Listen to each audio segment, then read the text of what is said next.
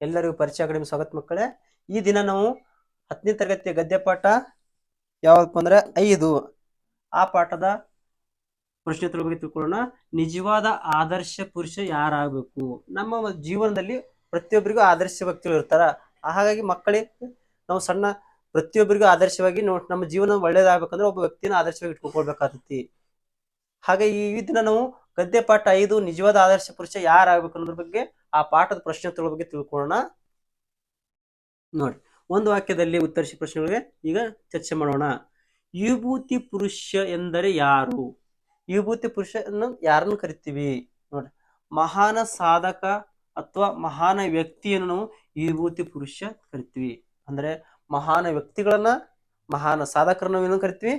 ವಿಭೂತಿ ಪುರುಷ ಅಂತ ಕರಿತೀವಿ.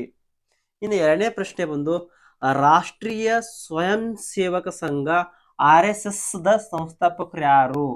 ನೋಡ್ರಿ, ಈ RSS ದ ಸಂಸ್ಥಾಪಕರು ಯಾರಪ್ಪ ಅಂದ್ರೆ, RSS ಸಂಘದ ಒಂದು ಸಂಸ್ಥಾಪಕರು ಯಾರಪ್ಪ ಅಂದ್ರೆ ಇಲ್ಲಿ ನೋಡ್ರಿ, ಕೇಶವ್ ಬಲಿರಾಮ್ ಹೆಗಡೆ ಅವರು ರಾಷ್ಟ್ರ ಸ್ವಯಂ ಸೇವಕ ಸಂಘದ ಸಂಸ್ಥಾಪಕರಾಗಿದ್ದಾರೆ. ನೋಡ್ರಿ, ಇದು ಇನ್ನೊಂದು ಕ್ವಶನ್ ನೋಡಿ, ರಿಪೀಟ್ ಮಾಡ್ತೀನಿ. ರಾಷ್ಟ್ರೀಯ ಸ್ವಯಂ ಸೇವಕ ಸಂಘದ ಅಥವಾ ಶಾರ್ಟ್ಕಟ್ RSS ಸಂಘದ ಸಂಸ್ಥಾಪಕರು ಯಾರಪ್ಪ ಅಂತ ಕೇಳಿದ್ರ ಕೇಶವ್ ಬಲಿರಾಮ್ ಹೆಗಡೆ ಅವರು ಏನಾಗಿದಾರ? ರಾಷ್ಟ್ರೀಯ ಸ್ವಯಂ ಸೇವಕ ಸಂಘದ ಅಧ್ಯಕ್ಷರಾಗ್ಯಾರ. ಇನ್ನ ಮೂರನೇ ಪ್ರಶ್ನೆ ಬಂದು, ಯಾವುದು ಎಂದೆಂದು ನಮ್ಮ ಆದರ್ಶವಾಗಬೇಕು? ನಮ್ಮ ಜೀವನದಲ್ಲಿ ಯಾವಾಗಲೂ ಒಂದು ಆದರ್ಶವಾಗಿರ್ಬೇಕು. ಯಾವುದು? ನಮಗೆ ಎಂದೆಂದಿಗೂ ತತ್ವವೇ ಆದರ್ಶ ಆಗ್ಬೇಕು. ಏನಾಗಬೇಕು? Very important. ನಮಗೆ ತತ್ವ ಏನ್ ಮಾಡಬೇಕು? ನಮ್ಮ ಜೀವನದ ಆದರ್ಶವಾಗಬೇಕು.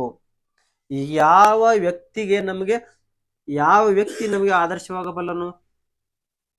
ಯಾವ ವ್ಯಕ್ತಿ ನಮ್ಗೆ ಆದರ್ಶ ಆಗಬಲ್ಲನು? ನೋಡ್ರಿ, ಉತ್ತರ, ನಾವು ಯಾವ ವ್ಯಕ್ತಿಯನ್ನು ಸದ್ಗುಣಗಳ ಸಾಕಾರ ಸ್ವರೂಪನೆಂದು ಸರ್ವತಾ ಪ್ರಮಾದತೀತನೆಂದು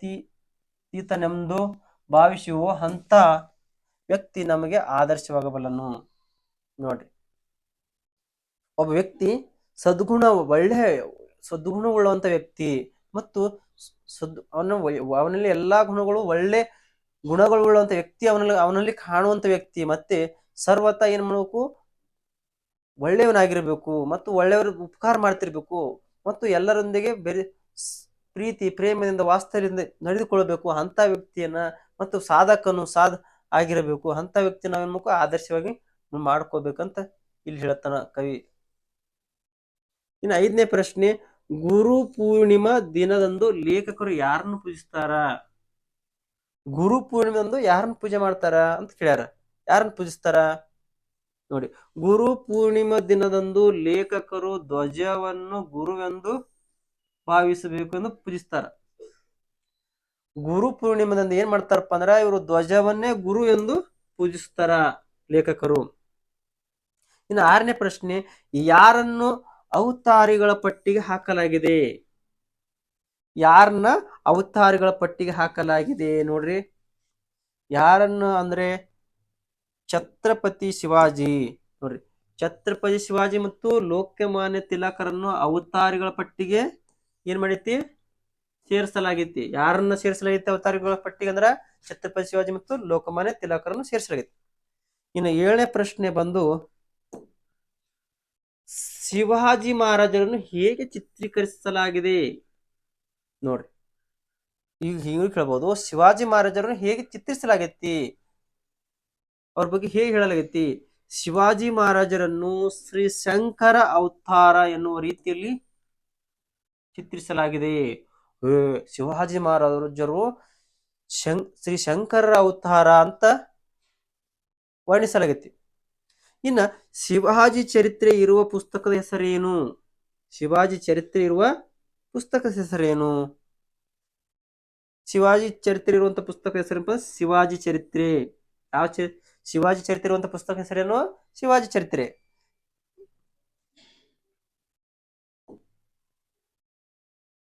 ಇನ್ನ ಕೊಟ್ಟಿರುವ ಪ್ರಶ್ನೆಗಳೇ 3 ಅಥವಾ 4 ವಾಕ್ಯಗಳಲ್ಲಿ ಉತ್ತರಿಸಿರಿ ಅನ್ನೋ ಪ್ರಶ್ನೆಗಳು ತಿಳ್ಕೊಳ್ಳೋಣ. ಈಗ ಜನರು ಮೂರ್ತಿ ಪೂಜೆ ಮಾಡೋದು ಕಾರಣವೇನು? ನೋಡ್ರಿ, ಮೂರ್ತಿ ಪೂಜೆ ಮಾಡಕ್ ಕಾರಣ ಅಂತ ಕೇಳ್ತಾರ. ಅದೃಶ್ಯ, ಅವ್ಯಕ್ತ, ಅಸ್ಪಷ್ಟ ವಿಶ್ವಚಾಲಕ ಶಕ್ತಿಯನ್ನು ನಿರ್ಗುಣ ನಿರಾಕಾರ ರೂಪದಲ್ಲಿ ಪೂಜೆ ಮಾಡುವುದು ಎಲ್ಲರಿಗೂ ಸಾಧ್ಯವಿಲ್ಲ. ನೋಡ್ರಿ, ಕಣ್ಣಿಗೆ ಕಾಣದೆ ಇರುವ ವ್ಯಕ್ತಿ ಮತ್ತು ಅಸ್ಪಷ್ಟ ವಿಶ್ವಚಾಲಕ, ವಿಶ್ವದ ಒಡೆಯನು, ವಿಶ್ವದ ಶಕ್ತಿಯನ್ನು, ನಿರ್ಗುಣ ಗುಣಗಳಿಲ್ಲದ ಮತ್ತೆ ಆಕಾರವಿಲ್ಲದ ವಸ್ತುವನ್ನು, ಆ ಶಕ್ತಿಯನ್ನು ನಾವು ಏನ್ ಮಾಡ್ತೀವಿ, ಪೂಜೆ ಎಲ್ಲರಿಗೂ ಪೂಜೆ ಮಾಡಕ್ಕಾಗಲ್ಲ. ಹಾಗಾಗಿ ಏನ್ ಮಾಡ್ತಾರ, ಅವ್ರು ಏನ್ ಮಾಡ್ತಾರ, ಮೂರ್ತಿ ಪೂಜೆ ಮಾಡ್ತಾರಂತ ಕಾರಣ ಕೊಡ್ತಾರ. ಆದ್ದರಿಂದ ವಿಶ್ವವ್ಯಾಪಿ ಶಕ್ತಿಯ ದೃಶ್ಯ ರೂಪವಾಗಿ ಭಾವಿಸಿ, ನೋಡ್ರಿ, ವಿಶ್ವವ್ಯಾಪಿ ಆದಂತ ದೇವನನ್ನ ನಾವು ಶಕ್ತಿವಂತನಾದಂತವನ್ನ ಏನ್ ಮಾಡ್ತೀವಿ, ವಿಶ್ವವ್ಯಾಪಿಯನ್ನೇ ಶಕ್ತಿ ದೃಶ್ಯ ರೂಪವಾಗಿ ಮೂರ್ತಿಯನ್ನು ಜನರು ಪೂಜಿಸುತ್ತಾರೆ.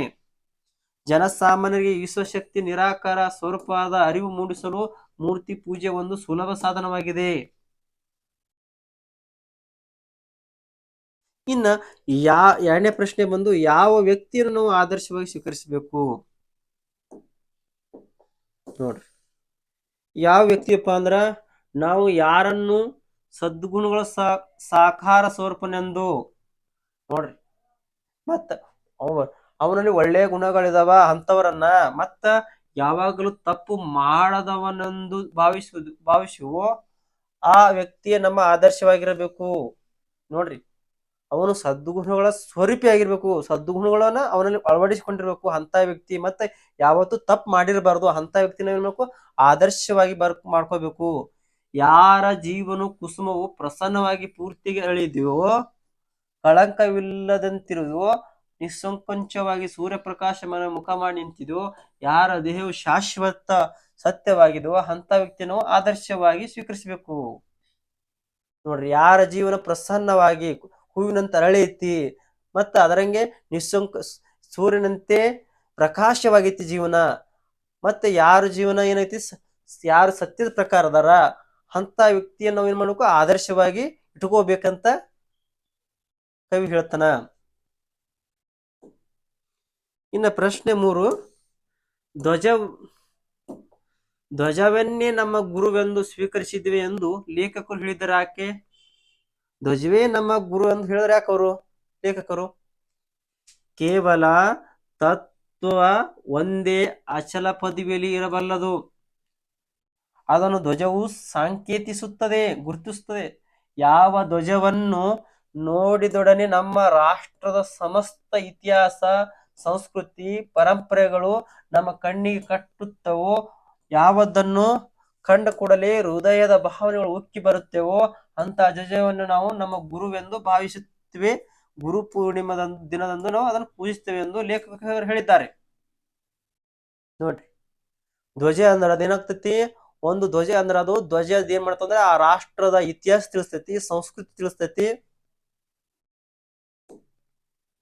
ಏನ್ ತಿಳಿಸ್ತಪ್ಪ ಅಂದ್ರೆ ಆ ರಾಷ್ಟ್ರ ಧ್ವಜ ಏನ್ ಮಾಡ್ತೈತಿ, ಒಂದು ಸಂಕೇತ, ದೇಶದ ಒಂದು ಸಂಕೇತ. ಹೆಂಗಂದ್ರೆ ನಮ್ಮ ರಾಷ್ಟ್ರದ ಸಮಸ್ತ ಇತಿಹಾಸ ತಿಳಿಸ್ತೈತಿ. ರಾಷ್ಟ್ರದ ಏನ್ ಮಾಡ್ತೈತಿ, ಸಮಸ್ತ ಇತಿಹಾಸ ತಿಳಿಸ್ತೈತಿ, ಸಂಸ್ಕೃತಿ ತಿಳಿಸ್ತೈತಿ, ಪರಂಪರೆ ತಿಳಿಸ್ತೈತಿ, ನಮ್ಮ ಕಣ್ಣಿಗೆ ಕಟ್ಟುವಂತೆ ಮಾಡ್ತೈತಿ, ನಮ್ಮ ಭಾವನೆಗಳನ್ನು ಉಕ್ಕಿ ಬರುವಂತೆ ಮಾಡ್ತೈತಿ. ಅದಕ್ಕಾಗಿ ನಾವ್ ಏನ್ ಮಾಡ್ತೀವಿ, ನಮ್ಮ ದೇಶದ ಧ್ವಜವನ್ನು ನಾವು ಗುರುವೆಂದು ಪೂಜಿಸ್ತೀವಿ ಅಂತ ಲೇಖಕರು ಹೇಳ್ಯಾರ. ಈಗ ಈ ಕೆಳಗಿನ ಹೇಳಿಕೆಯನ್ನು ಸಂದರ್ಭ ಸಾರಿಸದೆ ವಿವರಿಸಿರಿ. ಮೂರ್ತಿ ಪೂಜೆ ಧರ್ಮದ ಜೀವಾಳವಲ್ಲ. ಈ ಆಯ್ಕೆ ನೋಡ್ರಿ, ಆಯ್ಕೆ ಈ ಪ್ರಸ್ತುತ ವಾಕ್ಯವನ್ನು ಎಲ್ಲಿ ಮಾಡಿದ್ವಿ, ಕೇಶವ ಬಲಿರಾಮ ಹೆಡ್ಗೆಯವರ ರಚಿಸಿರುವ ಪ್ರೇರಣಾ ಕೃತಿಯಿಂದ ಆರಿಸಿದ ನಿಜವಾದ ಆದರ್ಶ ಪುರುಷ ಯಾರಾಗಬೇಕು ಎಂಬ ಗದ್ಯ ಪಾಠದಿಂದ ಆರಿಸಿಕೊಳ್ಳಲಾಗಿದೆ. ಇನ್ನು ಸಂದರ್ಭ, ತತ್ವವು ನಮ್ಮ ಆದರ್ಶವಾಗಿರಬೇಕು, ಆದರೆ ಅದನ್ನು ನಮ್ಮ ಆಚರಣೆಯಲ್ಲಿ ತರುವುದು ಕಠಿಣ. ಆದ ಕಾರಣ ಮೂರ್ತಿ ಪೂಜೆ ಆಚರಣೆಯಲ್ಲಿದೆ ಎಂದು ಹೇಳುವ ಸಂದರ್ಭದಲ್ಲಿ ಮಾತನ್ನು ವ್ಯಕ್ತವಾಗಿದೆ. ನೋಡ್ರಿ, ಈ ಒಂದು ಸಂದರ್ಭ ನೋಡ್ರಪ್ಪ ಅಂದ್ರೆ ಯಾವ ಪಾಠದಿಂದ ಆಯ್ಕೆ ಮಾಡೋದಪ್ಪ ಅಂದ್ರೆ, ಈ ವಾಕ್ಯವನ್ನ ಕೇಶವ ಬಲಿರಾಮ ಹೆಗಡೆಯವರ ರಚಿಸಿರುವ ಪ್ರೇರಣಾ ಕೃತಿಯಿಂದ ನಿಜವಾದ ಆದರ್ಶ ಪುರುಷ ಯಾರಾಗಬೇಕು ಎಂಬ ಒಂದು ಗದ್ಯ ಭಾಗದಿಂದ ಆಯ್ದುಕೊಳ್ಳಲಾಗೈತಿ. ಇದು ಯಾವಾಗ ಹೇಳ್ತಾರಪ್ಪ ಅಂದ್ರೆ, ಆದರ್ಶ ತತ್ವ ನಮ್ದು ಆಗಬೇಕು, ಆದರೆ ಅದು ಆಚರಣೆಯಲ್ಲಿ ತರುವುದು ಬಹಳ ಕಠಿಣ. ಹಾಗಾಗಿ ಮೂರ್ತಿ ಪೂಜೆ ಮಾಡೋದು ಇಲ್ಲಿ ಆಚರಣೆಯಲ್ಲಿ ಇದೆ ಅಂತ ಹೇಳ್ತಾರೆ ಲೇಖಕರು.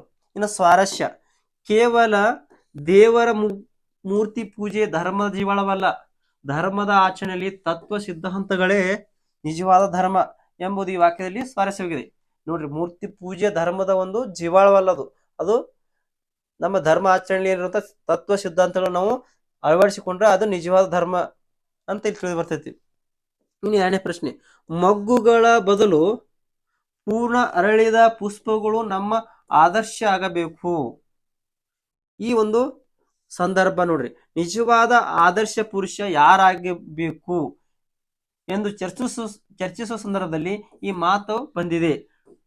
ಯಾವಾಗ ಬಂದಿದ್ರ, ನಿಜವಾದ ಆದರ್ಶ ಪುರುಷ ಯಾರಾಗಬೇಕು ಎನ್ನುವ ಚರ್ಚೆ ಮಾಡುವ ಸಂದರ್ಭದಲ್ಲಿ ಈ ಮಗ್ಗುಗಳಿಗೆ ಬದಲು ಪೂರ್ಣ ಅರಳಿದ ಪುಷ್ಪಗಳು ನಮ್ಮ ಆದರ್ಶವಾಗಬೇಕು ಎಂಬ ಒಂದು ವಾಕ್ಯ ಬಂದೈತಿ. ನಾವು ಯಾರ ಗುಣಗಳನ್ನು ಅನುಸರಿಸಲು ಸಾಧ್ಯವೋ ಅಂತ ವ್ಯಕ್ತಿ ನಮಗೆ ಆದರ್ಶವಾಗಬೇಕು. ಆದ್ದರಿಂದ ಪೂರ್ಣ ಅರಳಿದ ಪುಷ್ಪಗಳು ನಮಗೆ ಆದರ್ಶವಾಗಬೇಕು ಎಂದು ಲೇಖಕರು ಹೇಳ್ತಾರೆ. ನೋಡ್ರಿ, ಯಾರ ಗುಣಗಳು ನಮ್ಗೆ ಅನುಸರಿಸ ಸಾಧ್ಯ ಐತಿ, ಒಳ್ಳೆಯ ಗುಣಗಳು ಅದಾವ, ಅಂತ ವ್ಯಕ್ತಿ ಗುಣಗಳು ನಮಗ ಏನಾಗಬೇಕು, ಆದರ್ಶ ಆಗಬೇಕು. ಪೂರ್ಣ ಅರಳಿದ ಪುಷ್ಪಗಳು ನಮಗೆ ಆದರ್ಶ ಆಗಬೇಕೆಂದು ಲೇಖಕರು ಈ ಮಾತಿನಲ್ಲಿ ಹೇಳಿದ್ದಾರೆ. ಸ್ವಾರಸ್ಯ, ಪರಿಪೂರ್ಣ ಅರಳಿದ ಹೂಗಳಂತೆ ತತ್ವಾದ ಆದರ್ಶಗಳನ್ನು ಹೊಂದಿರುವ ಪರಿಪೂರ್ಣ ವ್ಯಕ್ತಿ ನಮ್ಮ ಆದರ್ಶವಾಗಬೇಕು. ಅಂದ್ರೆ ಹೂಗಳು ಯಾವ ರೀತಿ ಪರಿಪೂರ್ಣ ಅರಳಿರ್ತಾವೋ ಅದೇ ರೀತಿ ಅರಳಿದಂತ ವ್ಯಕ್ತಿಯನ್ನ ನಾವು ಏನ್ ಮಾಡಬೇಕು, ನಮ್ಮ ಜೀವನದ ತತ್ವ ಆದರ್ಶಗಳನ್ನು ವ್ಯಕ್ತಿಯಾಗಿ ಮಾಡ್ಕೋಬೇಕು. ಇನ್ನ ಮೂರನೇ ಪ್ರಶ್ನೆ ಬಂದು, ಭಗವಂತನ ಗುಣ ಎಂದಾದರೂ ಮನುಷ್ಯನಲ್ಲಿ ಬರುವುದುಂಟೆ? ನೋಡ್ರಿ, ಈ ವಾಕ್ಯವನ್ನ ಸಂದರ್ಭ ನೋಡ್ರಿ, ರಾಮಾಯಣದ ಅಧ್ಯಾಯಗಳನ್ನು ಪಠಣ ಮಾಡಿ ಅವುಗಳನ್ನು ಆಚರಣೆಯಲ್ಲಿ ತರುವುದರ ಬಗ್ಗೆ ಲೇಖಕರು ಮತ್ತು ಅವರ ಅಪರಿಚಿತರೊಂದಿಗೆ ಚರ್ಚಿಸುವ ಸಂದರ್ಭದಲ್ಲಿ ಮಾತನ್ನು ಲೇಖಕ ಹೇಳಿದ್ದಾರೆ. ಏನಪ್ಪಾ ಅಂದ್ರೆ, ಲೇಖಕರು ರಾಮಾಯಣದ ಅಧ್ಯಾಯಗಳನ್ನು ಪಠಣ ಮಾಡಿ ಅವುಗಳ ಆಚರಣೆ ತರುವ ಸಂದರ್ಭದಲ್ಲಿ ಏನ್ ಮಾಡ್ಯಾರ, ಲೇಖಕರು ತಮ್ಮ ಅಪರಿಚಿತರೊಂದಿಗೆ ಚರ್ಚಿಸುವ ಸಂದರ್ಭದಲ್ಲಿ ಈ ಮಾತನ್ನು ಹೇಳ್ತಾರ. ಸ್ವಾರಸ್ಯ ನೋಡ್ರಿ, ಮಾನವನು ಯಾವ ಸಂದರ್ಭದಲ್ಲಿಯೂ ದೈವತ್ವದ ಅಂಶವನ್ನು ಪಡೆದುಕೊಳ್ಳಲು ಸಾಧ್ಯವಿಲ್ಲ. ಒಬ್ಬ ಮನುಷ್ಯ ದೇವರಾಗಲು ಸಾಧ್ಯವಿಲ್ಲ, ದೈವತ್ವ ಅಂಶವನ್ನು ಹೊಂದಲು ಸಾಧ್ಯವಿಲ್ಲ ಎಂಬುದು ಕವಿಯ ಒಂದು ಭಾವನೆ.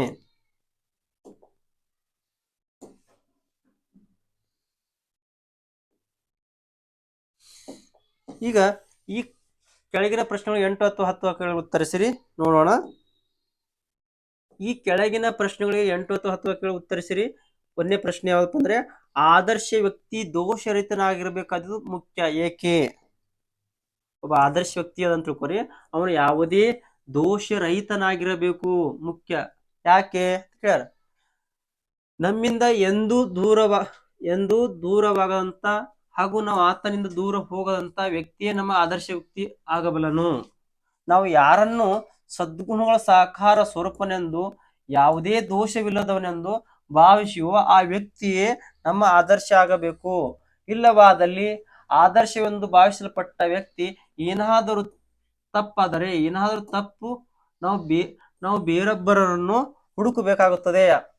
ಅಂದ್ರೆ ಈಗ ಯಾವುದೇ ಒಬ್ಬ ವ್ಯಕ್ತಿ ಆದರ್ಶ ವ್ಯಕ್ತಿ ಅಂತ ತಿಳ್ಕೊರಿ, ಅವ ನಮ್ಮಿಂದ ದೂರ ಆಗಬಾರದು ಮತ್ತು ನಮ್ಮಿಂದ ಅವ ದೂರ ಹೋಗಬಾರದು. ಯಾಕಂದ್ರ ಅವ್ನ ಎಂತ ವ್ಯಕ್ತಿ ಆಗ್ಬೇಕಂದ್ರ ಸದ್ಗುಣಗಳ ಸ್ವರೂಪ ಆಗಿರ್ಬೇಕು ಮತ್ತು ಅವ್ನು ಯಾವುದೇ ತಪ್ಪು ಮಾಡಿರಬಾರದು. ಒಂದ್ ವೇಳೆ ತಪ್ಪು ಮಾಡ ತಿಳ್ಕೊಂಡು ನಾವು ಮತ್ತೊಬ್ಬರನ್ನ ಹುಡುಕ್ಬೇಕಾಗ್ತದ ಅಂತ ಹೇಳ್ತಿದಾರ. ಎರಡನೇವಲ್ಲಿ ದೋಷ ಕಂಡು ಬಂದರೆ ಅವನ ಬಗ್ಗೆ ಇರುವ ಶ್ರದ್ಧೆ ಹಾರಿ ಹೋಗ್ಬೋದು.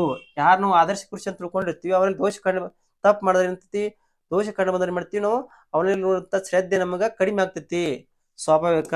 ಹೀಗಾದರೆ ನಿತ್ಯವೂ ಹೊಸ ವ್ಯಕ್ತಿಯನ್ನು ಆದರ್ಶವಾಗಿ ಹೊರಡುತ್ತಾ ಹೋಗ್ಬೇಕಾಗ್ತೈತಿ.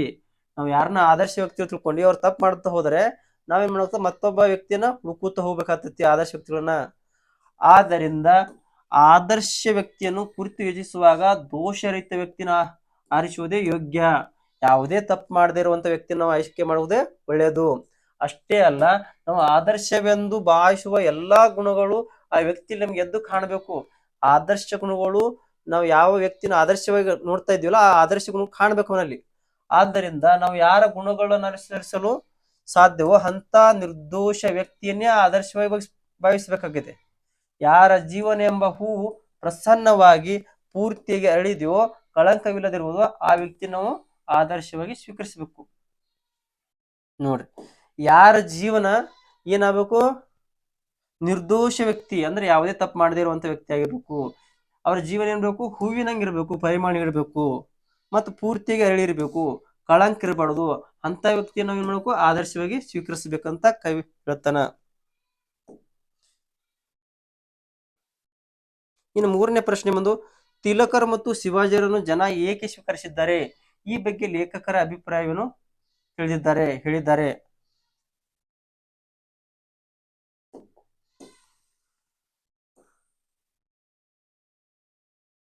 ಇನ್ನ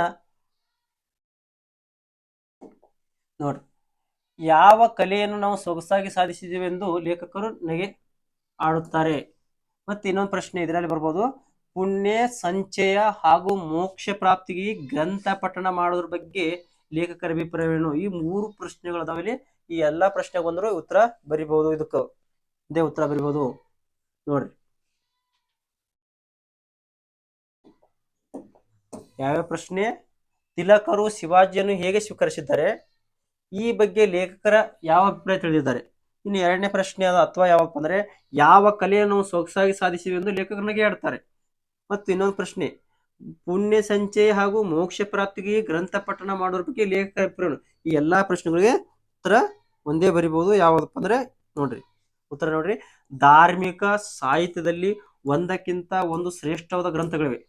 ಧಾರ್ಮಿಕ ಸಾಹಿತ್ಯದಲ್ಲಿ ಒಂದಕ್ಕಿಂತ ಒಂದು ಏನ್ ಮಾಡೋ ಶ್ರೇಷ್ಠ ಗ್ರಂಥಗಳು ಸಿಗುತ್ತಾವ. ವಿರಾಸ ಪ್ರಧಾನವಾಗಿದೆ, ಹಾಗೆ ಸ್ಫೂರ್ತಿದಾಯಕವೂ ಆಗಿದೆ. ಶ್ರೀರಾಮಕೃಷ್ಣರನ್ನು ಪೂಜಿಸುವುದು, ರಾಮಾಯಣ, ಮಹಾಭಾರತ ಮತ್ತು ಗೀತೆಯ ಮುಂತಾದ ಶ್ರೇಷ್ಠ ಗ್ರಂಥಗಳನ್ನು ಪಠಿಸುವುದು ಗುಣಗ್ರಹಕ್ಕಾಗಲ್ಲ. ನೋಡ್ರಿ, ಧಾರ್ಮಿಕ ಸಾಹಿತ್ಯದಲ್ಲಿ ಬಹಳಷ್ಟು ಶ್ರೇಷ್ಠದ ಗ್ರಂಥಗಳವ. ಅದರ ವಿರಾಸ ಏನ್ ಪ್ರಧಾನವಾಗ್ಯದಪ್ಪ ಅಂದ್ರೆ, ಇಲ್ಲಿ ಶ್ರೀರಾಮಕೃಷ್ಣರನ್ನು, ರಾಮಾಯಣ, ಮಹಾಭಾರತ ಮತ್ತು ಗೀತೆ ಪುಸ್ತಕಗಳನ್ನು ಪಠಿಸುವುದು ಅಷ್ಟೇ ಅದರ ಉದ್ದೇಶ ಅಲ್ಲ. ಕೇವಲ ಪುಣ್ಯ ಸಂಚಯಕ್ಕಾಗಿ ಎಂತ ಸಂಕುಚಿತ ಯೋಚನೆಯೂ ಅಲ್ಲ. ಇದೆ ಒಂದು ಪುಣ್ಯ ಪಡಿಸಲಾಗಿ ನಾವೇನ್ ಮಾಡ್ತೀವಿ, ರಾಮಾಯಣ ಮಹಾಭಾರತ ಗ್ರಂಥ ಓದ್ತೀವಿ, ಪೂಜಿಸುವುದು ಮಾಡ್ತೀವಿ. ಇದು ಒಂದು ಸಂಕುಚಿತ ಯೋಚನೆ ಆಗಿದೆ ಅಂತ ಹೇಳ್ತಾರೆ ಕವಿಗಳು.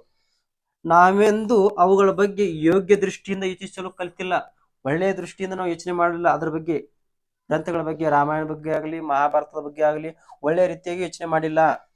ಎಲ್ಲಿಯಾದರೂ ವಿಚಾರವಂತ ವ್ಯಕ್ತಿ ಜನ್ಮ ತಾಳಿದರೆ ಸಾಕು, ನಾವು ಆತನನ್ನು ಅವತಾರಿಗಳ ಶ್ರೇಣಿ ತಳ್ಳಿಬಿಡ್ತೀವಿ. ಒಬ್ಬ ಒಳ್ಳೆಯ ವ್ಯಕ್ತಿ ಜನಿಸ್ಯಾನಂದ್ರ ಅವನ್ನ ಏನ್ ಮಾಡ್ತೀವಿ, ಅವತಾರ ಪುರುಷ, ಮಹಾಪುರುಷ, ದೈವ ಪುರುಷ ಅಂತ ಹೇಳಿಬಿಡ್ತೀವಿ. ಉದಾಹರಣೆಗೆ ಶಿವಾಜಿ ಮಹಾರಾಜರನ್ನು ಶ್ರೀ ಶಂಕರ ಅವತಾರ ಎಂಬುದು ಹೇಳಲಾಗುತ್ತದೆ. ಒಂದು ಕಡೆ ಲೋಕಮಾನ್ಯ ತಿಲಕರನ್ನು ಚತುರ್ಭುಜರನ್ನಾಗಿ ಮಾಡಿ ಕೈಗಳಲ್ಲಿ ಶಂಖ, ಚಕ್ರ, ಗದೆ, ಪದ್ಮಗಳನ್ನು ಕೊಡಲಾಗುತ್ತದೆ. ಮಹಾನ್ ಪುರುಷರ ಕಣ್ಣಿಗೆ ಬೀಳುವುದೇ ತಡ ಅವರಿಗೆಲ್ಲ ದೇವಸ್ಥಾನ ಸೇರಿದಂತೆ ಅಲ್ಲಿ ಅವರ ಪೂಜೆಯನ್ನೇ ಭಕ್ತಿ ಬಾಂಧವ್ಯ ನಡೀತದೆ. ನೋಡ್ರಿ, ಇಲ್ಲಿ ಏನ್ ಹೇಳಲಾಗಪ್ಪ ಅಂದ್ರ, ಈ ಒಂದು ಸಾರಸ್ಯ ಸ್ವಲ್ಪ ಸಂಕ್ಷಿಪ್ತ ನೋಡಿದ್ರ ಎಲ್ಲಾ ಗ್ರಂಥಗಳು ಶ್ರೇಷ್ಠವಾಗ್ಯಾವ, ಧಾರ್ಮಿಕ ಗ್ರಂಥಗಳು. ಆ ಧಾರ್ಮಿಕ ಗ್ರಂಥಗಳಲ್ಲಿ ರಾಮಾಯಣ, ಮಹಾಭಾರತ ಅವು ರಾಮ ಮತ್ತು ಲಕ್ಷ್ಮಣನ ಪೂಜಿಸುವುದು ಅಷ್ಟೇ ಅಲ್ಲ, ಪೂಜಿಸ್ತಾರ ಮತ್ತ ಪಠನೆ ಮಾಡೋದು. ಇದು ಒಂದು ಭಕ್ತಿ ಅಂತ ತಿಳ್ಕೊಂಡ್ಯಾರ. ಇದು ಏನ್ ಮಾಡಿದಾರೆ, ಇದರಿಂದ ಪುಣ್ಯ ಸಿಗ್ತದ ಅಂತ ತಿಳ್ಕೊಂಡ್ರ. ಆದ್ರೆ ಇದು ಸಂಕುಚಿತ ಭಾವನೆ. ಈ ನಮಗ ಆ ಒಳ್ಳೆ ಯೋಚನೆ ಹೊಳಿಲಿಲ್ಲ. ನಾವಿಂದ ಅವುಗಳ ಬಗ್ಗೆ ದೊಡ್ಡ ಬೇರೆ ದೃಷ್ಟಿಯಿಂದ, ಯೋಗ್ಯ ದೃಷ್ಟಿಯಿಂದ ನಾವು ಯೋಚನೆ ಮಾಡ್ಲಿಲ್ಲ ಅಂತ ಹೇಳ್ತಾ ಇದಾರೆ. ಎಲ್ಲರೂ ವಿಚಾರವಂತ ವ್ಯಕ್ತಿ ಜನ್ಮ ತಳೆದ್ರೆ, ಬಹಳ ಒಳ್ಳೆ ವ್ಯಕ್ತಿ, ವಿಚಾರವಂತ ವ್ಯಕ್ತಿ ಜನ್ಮ ತಳೆದ್ರೆ ಸಾಕು, ಅವ್ನಿಗೆ ನಾವು ಏನ್ ಮಾಡ್ತೀವಿ, ಅವತಾರಿಗಳ ಶ್ರೇಣಿ ತಳಿಬಿಡ್ತೀವಿ. ಏನ್ ಮಾಡ್ತೀವಿ, ಅವತಾರ ಪುರುಷ ಅಂತ ಹೇಳಿಬಿಡ್ತೀವಿ. ಉದಾಹರಣೆಗೆ ಶಿವಾಜಿ ಮಹಾರಾಜರನ್ನು ಏನ್ ಕರಿತೀವಿ, ಶ್ರೀ ಶಂಕರ ಅಂತ ಅವತಾರ ಎಂದು ಹೇಳಲಾಗುತ್ತೈತಿ. ಮತ್ತ ಅದೇ ಲೋಕಮಾನ್ಯ ತಿಲಕರ ಏನ್ ಕರಿತೀವಿ, ಚತುರ್ಭುಜರನ್ನ ಮಾಡಿ ಅವ್ರ ಕೈಯಲ್ಲಿ ಶಂಖ ಕೊಟ್ಟು, ಚಕ್ರ ಕೊಟ್ಟು, ಗದೆ ಕೊಟ್ಟು, ಪದ್ಮ ಕೊಡಲಾಗುತ್ತದೆ. ಇವ್ರನ್ನ ಮಹಾಪುರುಷರ ಕಣ್ಣಿಗೆ ಬೀಳುವುದೇ ತಡ ಇವ್ ಜನರಿಗೆ. ಅವ್ರು ಏನ್ ಮಾಡ್ತಾರ, ದೇವಸ್ಥಾನ ಸೇರಿದಂತೆ ಅಲ್ಲಿ ಅವರ ಪೂಜೆ ಭಾವಭಕ್ತಿಗಳು ನಡೀತದೆ. ಮಹಾನ್ ವ್ಯಕ್ತಿಗಳು, ಒಳ್ಳೆಯ ವ್ಯಕ್ತಿಗಳು, ವಿಚಾರವಂತರು ಸ್ವೀಕರಿಸಕ್ಕೂ ಅವ್ರಿಗೆ ದೇವಸ್ಥಾನದಲ್ಲಿ ಪೂಜೆ ಭಾವ ಭಕ್ತಿ ನಡೀತಾರ, ನೋಡ್ತಾರ ಜನರು. ಅವರ ಗುಣಗಳನ್ನು ಅನುಸರಿಸುವ ಮಾತು, ಅವುಗಳನ್ನು ಅನುಸರಿಸುವ ಮಾತು ಮಾತ್ರ ಕೇಳುವುದಿಲ್ಲ. ಅವ್ರು ಏನ್ ಹೇಳ್ತಾರಲ್ಲ ಅವ್ರ ಗುಣಗಳನ್ನ, ಅವ್ರು ಹೇಳಿದಂತ ಆದರ್ಶಗಳನ್ನ ಇವರು ಅನುಸರಿಸಿ ಮಾಡೋದಿಲ್ಲ, ಆದ್ರೆ ಅವ್ರನ್ನ ಪೂಜೆ ಮಾಡ್ತಾರ. ಒಬ್ಬ ಒಳ್ಳೆಯ ವಿಚಾರವಂತ ವ್ಯಕ್ತಿನ ಮತ್ತು ಒಳ್ಳೆಯ ಪುರುಷರನ್ನ ಇವ್ರು ಮಾಡ್ತಾರ, ದೇವರನ್ನಾಗಿ ಮಾಡ್ತಾರ. ಒಟ್ಟಿನಲ್ಲಿ ನಮ್ಮ ಜವಾಬ್ದಾರಿಯನ್ನು ಬುದ್ಧಿಪೂರ್ವಕವಾಗಿ ದೂರ ಸರಿಸುವುದನ್ನು ನಾವು ಸಾಧಿಸಿಕೊಂಡಿದ್ದೇವೆ ಎಂದು ಲೇಖಕರು ಹೇಳಿದ್ದಾರೆ. ಅಂದ್ರೆ ಅವರ ಆದರ್ಶ ಗುಣಗಳನ್ನ, ಅವ್ರು ಕಲಿಸಿಕೊಟ್ಟಂತ ತತ್ವಗಳನ್ನ ಪಾಲಿಸದೆ ಬರೀ ಅವ್ರನ್ನ ದೇವಸ್ಥಾನದಲ್ಲಿ ಭಕ್ತಿ ಭಾವ ನೋಡೋದ್ ಮೂಲಕ ನಾವೇನ್ ಮಾಡ್ತೀವಿ, ಬುದ್ಧಿಪೂರ್ವಕವಾಗಿ ಏನ್ ಮಾಡ್ತೀವಿ, ನಮ್ಮ ಜವಾಬ್ದಾರಿಯಿಂದ ನಾವು ಆ ಆದರ್ಶ ತಗೊಳ್ಳೋ ತಳತೀವಿ ಅಂತ ಹೇಳಿದಾರೆ.